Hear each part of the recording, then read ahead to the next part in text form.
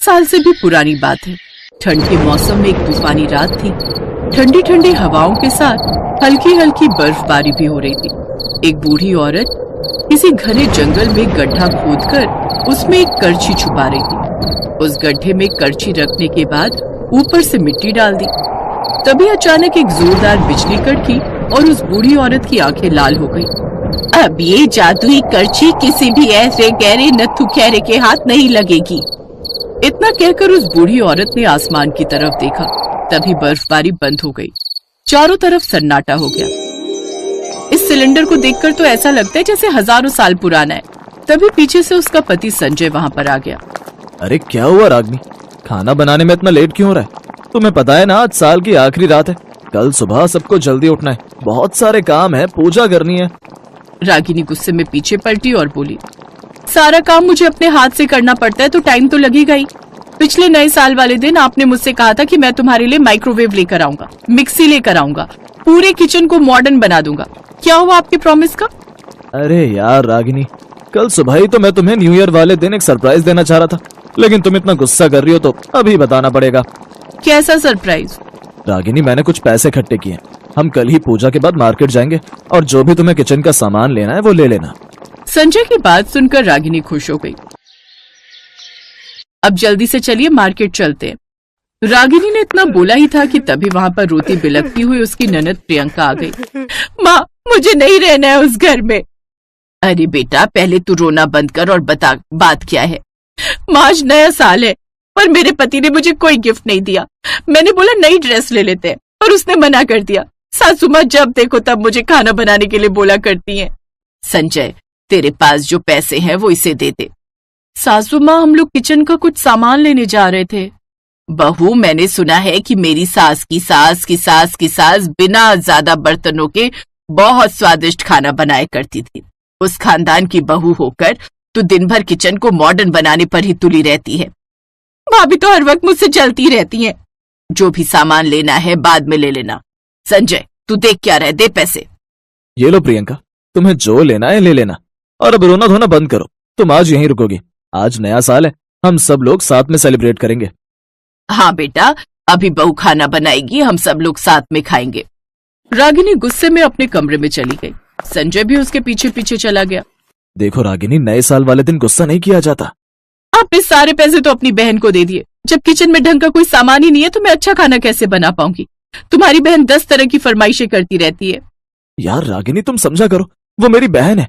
अगर मैं उसे मना कर देता तो माँ और मेरी बहन दोनों मुझ पर चढ़ जाते। रागिनी बिना कुछ बोले गुस्से में किचन में चली गई। किचन में जाते हुए उसकी सास ने देखा और कहा, बहू, अभी खाना वाना मत बनाना, बाहर ठंड बहुत है, पहले चाय और पकौड़े बना। अब रागिनी ने गुस्से में पहले चाय बनाई, फिर कढ़ाई में पकौड़े तलने लगी। इस घर में सबकी फरमाइशें अलग अलग हैं, लेकिन जब सामान लाने को बोल दो तो 3 साल से टाल रहे। खैर, थोड़ी देर बाद रागिनी पकौड़े लेकर बाहर आ गई, लेकिन वो गैस बंद करना भूल गई। सभी लोग चाय पकौड़ा खाने लगे। तभी उसकी ननद ने कहा, भाभी, अब पहले वाली बात नहीं रही आपके पकौड़ों में। अगर तुम्हें पकौड़े नहीं पसंद है तो जाकर खुद बना लो। इतना बोलकर रागिनी गुस्से में वहां से चली गई। थोड़ी देर बाद प्रियंका रागिनी के खिलाफ कुछ न कुछ षड्यंत्र रचने लगी। उसने किसी को फोन किया। हेलो। थोड़ी देर बाद रागिनी जब किचन में गई तो पूरे किचन में आग लग चुकी थी। सारा सामान जल रहा था। बचाओ बचाओ, घर में आग लग गई। सभी लोग भागते हुए किचन के पास आए। संजय ने सबको दूर किया और पानी डालकर आग बुझाई। आग तो बुझ गई, लेकिन सारा सामान जल चुका था। बहू, तू हर वक्त अवन लाने को बोलती है, कभी मिक्सी लाने को बोलती है और भी ना जाने क्या क्या बोला करती है, पर आज तूने किचन में आग लगवा दी। अरे, जब तू किचन संभाल ही नहीं सकती तो इतनी बड़ी बड़ी फरमाइशें करने की क्या जरूरत है? इससे अच्छी तो मेरी सास की सास की सास की सास थी। उनका मिट्टी का रसोई घर था, फिर भी उनके जैसा स्वादिष्ट खाना कोई नहीं बना पाता था। रागिनी मन ही मन गुस्सा हो रही थी, लेकिन इतने में रागिनी के ऊपर एक और पहाड़ टूट पड़ा। वहां प्रियंका के सास ससुर देवर और उसका पति विनोद भी आ गए। अरे कैसी हो समधन जी? अरे आइए आइए, स्वागत है आप लोगों का। आने में कोई दिक्कत तो नहीं हुई? दिक्कत तो कोई नहीं हुई, आपकी जिद्दी बिटिया ने हमें फोन करके बुला लिया तो हम आ गए। हेलो विनोद, इस बार मैं ससुराल तो नहीं आ पाऊंगी। ऐसा करो, सबको लेकर मेरे घर आ जाओ, हम सब एक साथ न्यू ईयर मनाएंगे। शुक्र है ऊपर वाले का, तुमने फोन तो किया। हम सब बस थोड़ी देर में पहुंचते हैं। प्रियंका ने तो मेरे साथ खेल खेल दिया, अब मुझे इन सब के लिए खाना बनाना पड़ेगा। खैर, प्रियंका और संजय उन लोगों से बातें करने लगे। उधर रागिनी की सास ने एक बहुत बड़ी लिस्ट पकड़ा दी उसे। बहू, आज हमारी बिटिया के ससुराल वाले आए हैं, हमारी नाक नहीं कटनी चाहिए। ये रही लिस्ट, इसमें पनीर, पनीर कोफ्ता, आलू मटर, बैंगन का भरता, आलू के पकौड़े, प्याज के पकौड़े, इस तरह के 50 तरह के व्यंजन तुझे बनाने हैं। सासू माँ, रसोई सारी जल चुकी है हमारी, और इतना सारा खाना इतनी जल्दी मैं कैसे बना पाऊंगी? मेरी सास की सास कुछ ही देर में इतना स्वादिष्ट खाना बना देती थी कि सभी लोग उंगलियां चाटते रह जाते थे, और तू यहाँ बहाने बना रही है। और रही बात रसोई घर की, तो मैं अभी संजय को बोल देती हूँ। संजय बेटा, जरा इधर आना। उसने संजय को बुलाकर रसोई के बारे में बताया। संजय तुरंत दौड़कर जंगल गया, वहां से कुछ लकड़ियां काट कर लाया और एक झोपड़ी जैसी रसोई बना दी। रागिनी, मैंने रसोई बना दी है, जाओ देख लो जाकर। रागिनी भागकर बाहर आई। जैसे ही वो रसोई घर के अंदर घुसी, उसने देखा कि बहुत सारे चूल्हों पर बहुत सारी हांडी में खाना पहले से ही पक रहा था। ये देखकर रागिनी हैरान हो गई। ये क्या हो रहा है? इतना सारा खाना एक साथ पक रहा है, पर मैंने तो अभी कुछ किया ही नहीं। सारा खाना सिर्फ आधे घंटे में बनकर तैयार हो गया। रागिनी ने खाना सर्व किया, जिसे खाकर सभी बहुत खुश हुए। प्रियंका, कुछ सीख अपनी भाभी से। इतना स्वादिष्ट खाना तो मैंने आज तक किसी रेस्टोरेंट में भी नहीं खाया। मेरा खेल उल्टा कैसे पड़ गया? इसके बाद रागिनी की ननद ने 2-3 बार और भी नई नई फरमाइशें कर दी। रागिनी फिर से थोड़ी देर में खाना बनाकर ले आई। प्रियंका, तू बार बार अपनी भाभी का टेस्ट क्यों ले रही है? देख कितने समय में इतना स्वादिष्ट खाना बनाकर ला रही है। तू है कि हर वक्त लड़ाई किया करती है, सारा खाना जला देती है। बहू, समधन जी ने बिल्कुल सही कहा। तूने तो बिल्कुल वैसा खाना बना दिया जैसा शायद मेरी सास की सास बनाया करती थी। आज मैं अपने सारे गहने बेचकर तुझे पैसे देती हूँ। तुझे जो भी सामान लाना है ला, रेस्टोरेंट खोलना है रेस्टोरेंट खोल, तुझे जो भी करना है कर। मैं पहली बार आज तुझसे बहुत खुश हूँ। ऐसा खाना तो आज तक मैं भी नहीं बना पाई। तो इस तरह रागिनी के हाथ का खाना खाकर सभी बहुत खुश थे, लेकिन रागिनी अकेले में बहुत परेशान थी। सासू माँ ने पहली बार मेरी तारीफ की। मुझे तो खुशी बहुत हो रही है, लेकिन आगे मैं क्या करूंगी, क्योंकि वो खाना पता नहीं कैसे बन गया। रागिनी ने खुद को रसोई घर में बंद कर लिया। फिर अचानक उसी बूढ़ी औरत की आत्मा प्रकट हुई जो जंगल में करछी छुपा रही थी। रागिनी डर गई। कौन है आप? बहू, मैं तेरी सास की सास हूँ। तुझे परेशान होने की कोई जरूरत नहीं। ये सारा खाना मैंने ही बनाया है। आपने? पर कैसे? ये ले, ये है जादुई करछी। ये मुझे वरदान के रूप में मिली थी। इस घर में अभी तक कोई बहू ऐसी आई ही नहीं जिसके हवाले मैं ये करछी कर सकूं। लेकिन तू मुझे बहुत अच्छी लगी। मुझे लगता है तू इस जादुई करछी की जिम्मेदारी संभाल सकती है, इसीलिए इसे तू ही रख ले। मैंने तो इसे छुपा दिया था, पर तुझे परेशान देखा तो करछी लेकर आई और सारा खाना बना दिया। पर इस जादुई करछी के बारे में किसी को भी मत बताना, क्योंकि जो इसके काबिल होता है ये उसी के पास रहती है, वरना गायब हो जाती है। इतना बोलकर रागिनी की सास गायब हो गई। अब रागिनी उसी जादुई करछी से खाना बनाने लगी, जिससे उसकी सास उससे हमेशा खुश रहने लगी। आप सभी को नए साल की ढेरों शुभकामनाएं।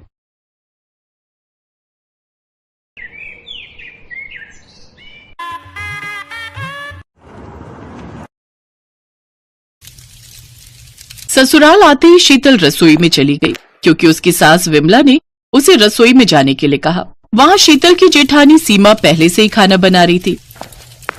क्या हुआ, आते ही माँ जी ने रसोई में भेज दिया ना? हाँ दीदी, चाय बनाने के लिए कहा है माँ जी ने।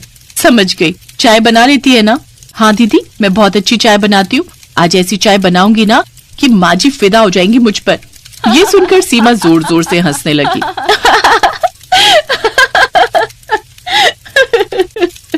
क्या हुआ दीदी, हंस क्यों रही हो? माँ जी को खाना खिलाकर इम्प्रेस करना नामुमकिन है। माँ जी कुछ न कुछ कमी निकाल ही लेंगी।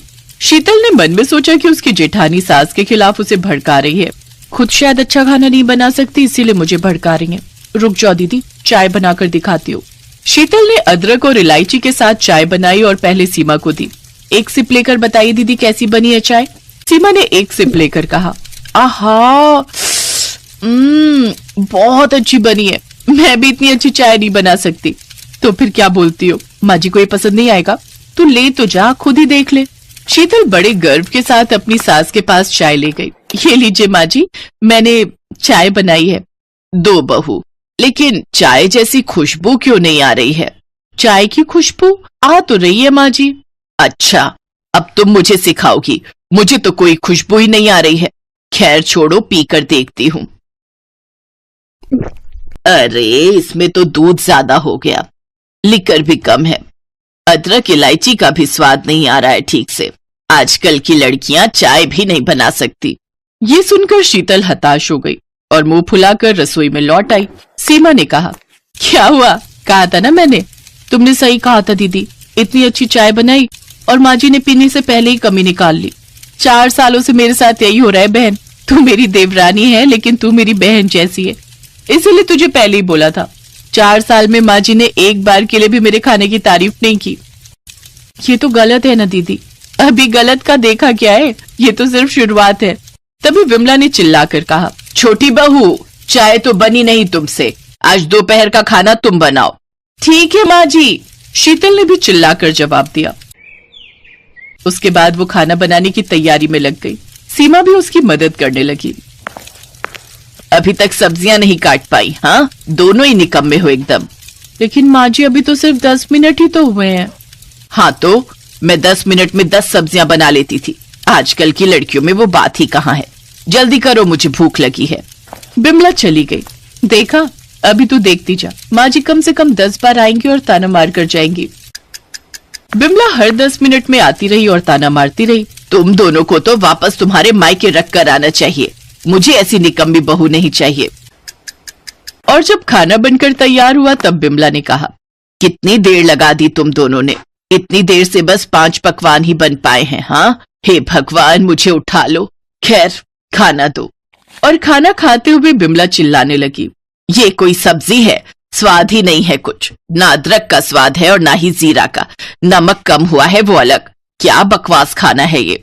ससुराल में पहले ही दिन ये सब सुनकर शीतल अंदर से टूट गई। सीमा ने उसे समझाया, दुखी मत हो, मैं 4 साल से ये सह रही हूँ, तुझे भी इसकी आदत पड़ जाएगी। लेकिन माँ जी ये सब करती क्यों है? हमें परेशान करके उन्हें मजा आता है, उन्हें सास बनने का एहसास होता है। पर ये तो गलत है ना दीदी? गलत तो बहुत कुछ है बहन, लेकिन हम कर क्या सकते हैं? हमारे नसीब में तो यही लिखा है। नहीं नहीं, भगवान सब देख रहे हैं, भगवान सब कुछ ठीक कर देते हैं। ठीक है, देखते हैं, चल अब खाना खा ले, नहीं तो बीमार पड़ जाएगी। इतना कुछ सुनने के बाद शीतल के गले से खाना उतर नहीं रहा था। उसने किसी भी तरह खाना खाया और हर रोज ये सिलसिला चलता रहा। सुबह से लेकर रात तक दोनों जेठानी और देवरानी का वक्त रसोई में ही बीत जाता था। लेकिन फिर भी उनकी सास खुश नहीं होती थी। इस तरह कुछ महीने बीत गए। शीतल हमेशा डर डर कर जीने लगी और हर रोज भगवान को बुलाने लगी। और एक दिन सीमा और शीतल बर्तन धो रही थी, तभी घर के बाहर एक साधु बाबा आए। अलग निरंजन, बहुत भूख लगी है, खाना मिलेगा क्या? खाना? लेकिन अभी अभी हमने सब कुछ खा लिया। कोई बात नहीं, हम बना देते हैं। हाँ हाँ, आप आइए बाबा, बैठिए। साधु बाबा के लिए दोनों ने खाना बनाया और खाना खाकर साधु बाबा ने बहुत तारीफ की। इतना स्वादिष्ट खाना मैंने पहली बार खाया। ये सुनकर सीमा और शीतल रो पड़ी।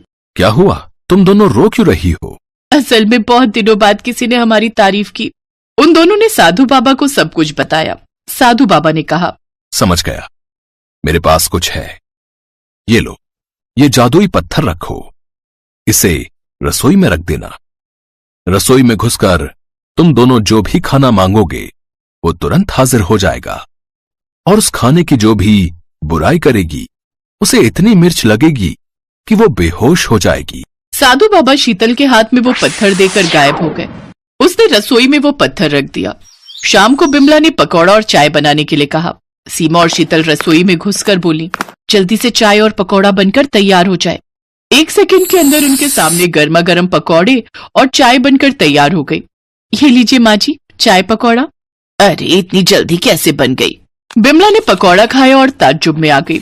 अरे, ये तो बहुत स्वादिष्ट है, लेकिन मैं ये बोल नहीं सकती।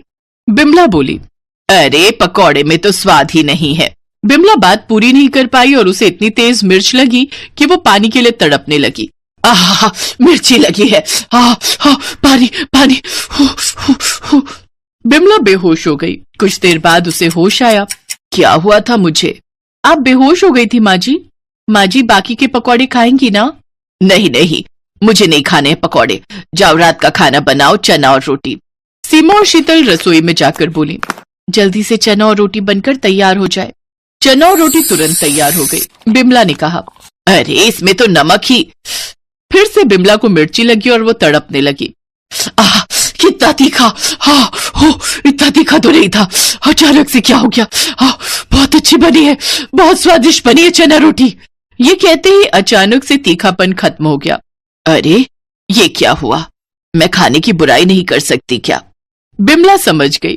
उसके बाद से उसे हर बार तारीफ करनी ही पड़ी। और इसी तरह जादुई पत्थर की वजह से देवरानी जेठानी की